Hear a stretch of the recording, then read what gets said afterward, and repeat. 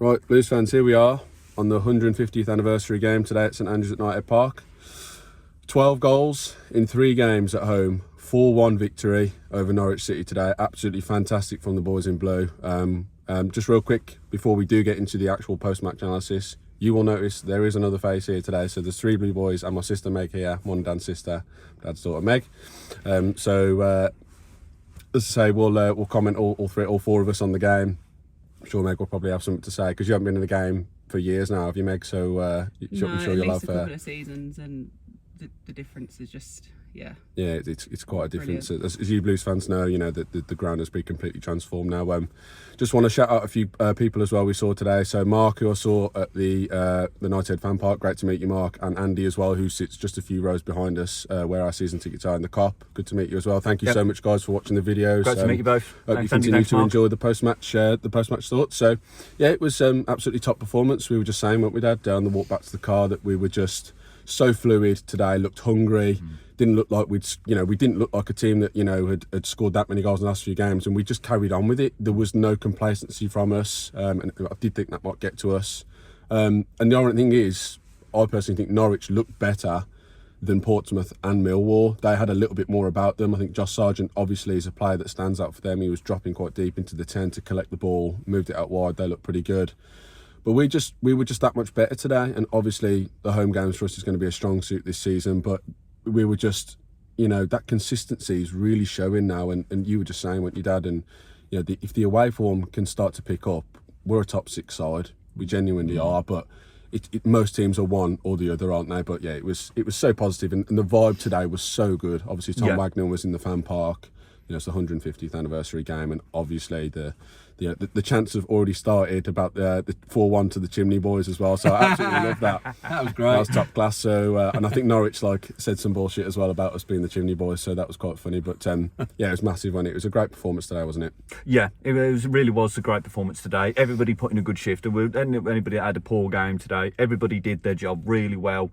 Overall, as a team as well, we controlled it well. That level of control we had in the first 20 minutes when we scored our first 2 was just phenomenal. Fantastic. But credit where credit's due to Norwich, and very much like Chris Davis said in his pre-match press conference on Thursday. It was Friday, actually, I think, when he uploaded it, wasn't it? Yeah, because it was after the reveal of the Birmingham Powerhouse Stadium, wasn't it? That Norwich aren't a team that should be where they are. They're a better team than that. And credit to them, they are. They played the ball well. They kept some possession. And they started to come back into it just a little bit, didn't they, when they clawed a goal back? And it got a little bit nervy, didn't it? But then, like I said to you, didn't I, just before we did, that final third goal just to kill it off just before half-time really helped us. And then we put our foot on the gas again, going into the second half. And we got a 4th. Brilliant. Cracking finish by Stano, to be fair. Good to see 2 strikers getting goals as well. It's going to help Dutch confidence as well, particularly as in a pre-season, as we've talked about before in post-match reactions and in podcast episodes as well. But like you say, Joe, fantastic performance, and the occasion marking the 100th anniversary of our beloved Birmingham City. Tommy Wagner there in his Peaky Blinders look with his cap on as well, honouring the tradition of the city as well. So great to see him. Straight out of Sweeping the Chimneys, wasn't he? He was, absolutely. He's already fitting the mould. He's already up there. Van Dijk, that's him. That's it. It is, He's already got the brick in his hand, hasn't he? Build the chimneys, man. That's what it's all about now, Tommy. So good to see him there. But mentioning of Tommy as well, good to see Tommy Cowsall as well. Me and Joe spoke to him in the fan park. So Tommy, thanks for having a chat with us, mate, as well. And again, loving your content, mate, as well. And hope to see more of it as well. And great to see you there, mate. And hope to see you at more games. But cracking performance, weren't it, at the end of the day, Dad? Yeah, I was. One thing I'd say is it's really good to see that we can maintain that without Sungai Paik being in the team. Because there were big fears after what happened at Middlesbrough, and Chris Davis has been very evasive about the point when he's going to come back, which tells me personally that could be quite a long period. Now, what we wanted is for somebody to come in like Mark Leonard and operate within the machine in the way that we have in the last 2 home games and produce the same kind of thing, and it was seamless. It was absolutely seamless. They kind of managed to control the game and create the chances and be positive in the same way that we had against Millwall and Portsmouth, and you wouldn't have had any different. No, which was fantastic, and that's got to be a confidence boost, because so many teams have so many influential players that go missing and suddenly just fall apart. I always like the idea that of Coventry, the day we played, and I saw Jack Rodoni was injured. I don't think he's played since, actually. and they've carried on to be a steamroller. It just proves that if the players are motivated and you got your tactics right and you got your strategy right, that you can still do it. Strength in depth, and it's just people being able to kind of play their part in the team. Yeah. I think the other thing I would mention is the predatory nature of the goals. Really pleasing. Yeah. I mean, okay, Stano's, second goal was more typical of him actually, as it happens. Very explosive. But the other three, they were in and around the 6-yard box. Yeah. Which I don't think we've necessarily been that great at, to be honest, as a team. And even last season, apart from Alfie May, maybe, we weren't really noted for such things. No. So that was good today, and it was good to see the Duck get 2 goals. He's off the mark, isn't he? As you said, confidence booster. And I think it augurs well, but we do, and this is my caveat, we do need to replicate that away. And, the Albion game that's coming up on Wednesday, which is a big game for us personally, as well as kind of, as Blues fans, generally speaking, that's where that's got to start. Yeah, we've got to start proving that we're bigger than that. Yeah. So, agreed. Meg, as the person returning, any comments on the game from here? It's just a completely different atmosphere, to be honest with you. Like, I couldn't tell you what the last games that I went to, but it was a couple of seasons ago, and it's just, instead of excitement, it's just anxiety. You just sit there and you just like, because it's just, we just look poor, and there's just constant worries. But it just felt like more relaxed today, not because we put 2 goals past them pretty quickly. It was just more to do with the fact, just the way we were playing. Like Joe and Dan said, Norwich, they're not actually that bad. It's just that we just seem to just dominate them in a areas. It's just good to see us like actually play well rather than it's probably one of the only games I'll actually get to go to, so it's just nice, refreshing, and just the atmosphere. I mean, I said to Joe just before the game kicked off, it's just nice to see the stadium full, to be honest. Agreed. Just definitely. looking at gaps constantly before. There's a few jokes today about how we're going to fill 60,000. Well, who's bothered when we're just filling our own stand at the minute anyway. So it's just nice to see, and we just look strong for me personally, and for sure, at home, like, we are probably one of the, if not the hardest place to come to at the minute in the league, I would say. So it'd be great to put that into a way, but time will tell, won't it, really? But really good. I really enjoyed it today, to be honest. I think it just shows, doesn't it, because in retrospect we don't really have that comparison, but obviously for you, Meg, like, if you've not been to a game in a few years, to see that transformation from like 0 to hero that it is now, and obviously the stadium reveal and the plans there, it's absolutely massive. Just on the back of the game, just real quick, I wanted to say about Damari Gray again. He's super consistent for us, and obviously I think he more or less got the assist. I don't know if it's a direct assist, but obviously we're on that side that he was on today in the first half, and he absolutely rips it up on that wing, and he's so vital to us, I think. I mean, Patrick Roberts had a good game, but he had less of it on that side. I think we were attacking more down the left-hand side, which obviously paid off really well. We had a fantastic game. Tomo again, I mean, nobody played badly, but Tomo again, he had that original just filling in at right back, but he proved himself again today, and he's been very good for us going forward, as well as obviously defending the box as well. So it was, as you say though, Dad, it's really about Wednesday night now.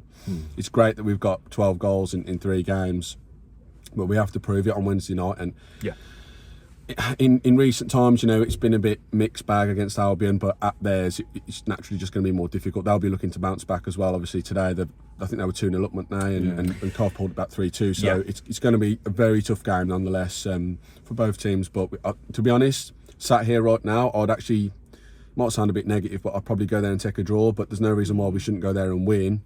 But because we're not as good away, as you said, we've really got to start showing ourselves and bring the same intensity. Obviously it's easier to do, isn't it, at home, and most teams do it, but you've got to go there and bring the same energy. No, you have. And even with Albion going with them with a home advantage on Wednesday, you're going to have 2 different feelings in the club and the players going into Wednesday's game. You're going to have Albion potentially going to have their heads down after potentially beating a very good Coventry side today, only to fail and come down to a 3-2 loss against a team like us that's scored 13 goals now in 4 games as well, and having conceded very little as well.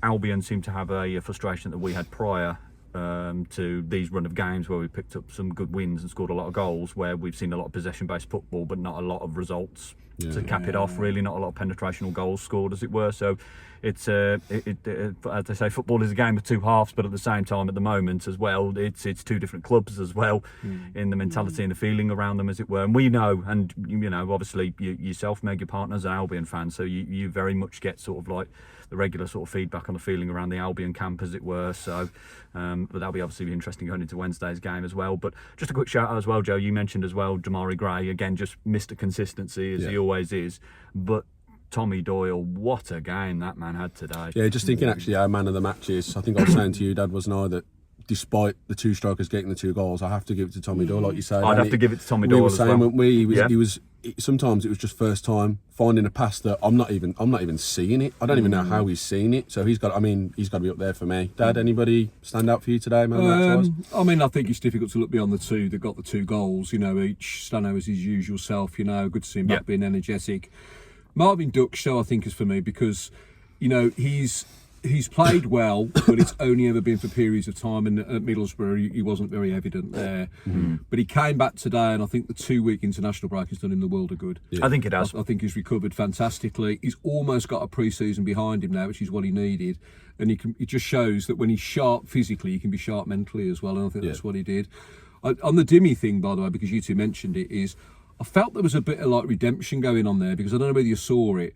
He was playing for Jamaica during the week, and they didn't manage to beat Curacao, which is Junior Bicuda's team. That's their first time to the World Cup ever, isn't it? That's right. They're the smallest nation ever to be at the World Cup, Curacao. So well done to them, and some achievement as well. Yeah, very well done to them. But Dimmy was absolutely distraught at the end of that. They showed a picture of him sitting on the ground with his head over, his hands over his head, and they've got a playoff game now, so they can still get there. But I felt like he came back with intent, that he wanted to do something. Yeah, with a point to prove, as it were. I think so. But on to Wednesday, it's going to be fun for you, isn't it, really?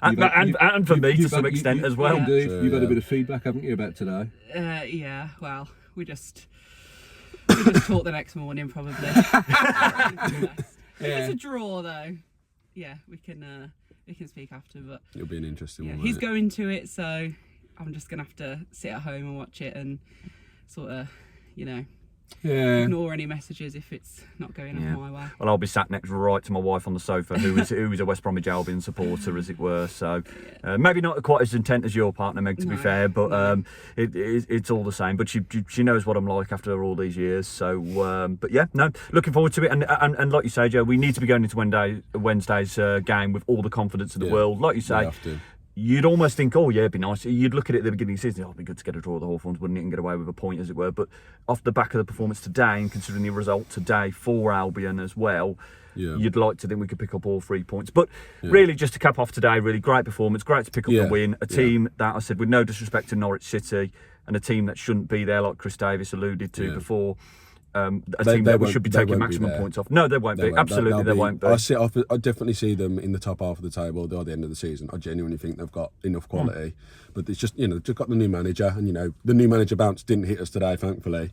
But who we played in front of us today, we beat them. It'll take time for them. It was done well, so. They've got the quality to be able to kind of do it, which those is Portsmouth on today, so goodwill for them against Millwall. It's a fight, isn't it? Oxford got a point as well today against Middlesbrough, which is a good point. That is very good point. So I think all to play for. But as far as ourselves are concerned, now is the testing time. Now is the time that we've got to show that we've got something other than having 28,000 people, shouting the players' names behind them. Yeah. When it's only 2,800 people. 10% of that, you've got to do it then, because that's the difference. That's what makes that kind of difference between an also ran in 10th place to a team that's in the top 6. Yeah, so it's obviously Wednesday night.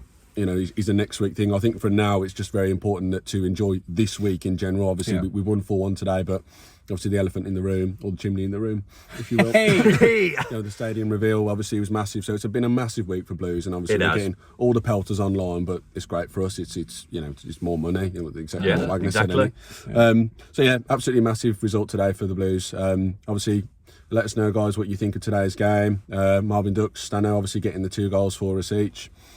who's the man of the match for you guys today, and also give us your predictions for Wednesday night's game against West Bromwich Albion at the Hawthorns. So the next time we come to you guys, we'll do a pre-match for the Albion game on Monday, which we'll probably release on the Tuesday. So the next time we see you guys will be then. But as always, keep right on, and we will see you all very soon. Keep right on. Keep right up.